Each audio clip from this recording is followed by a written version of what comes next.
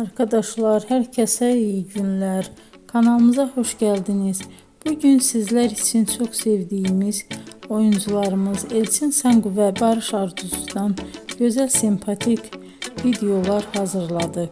Barış Arduç, Kuzgun, Kiralık Aşk, Alp Arslan Böyük Selçuklu, Dinle Sevgili, Hanımefendi bu dizilerde rol almış ve herkesin beğenisini kazanmıştır.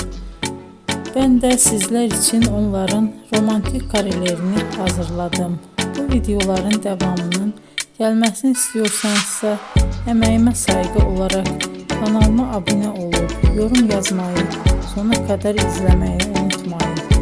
İzleyen herkese teşekkür ederim. Yeni karelerle görüşmek dileğiyle. Hoşça kalın.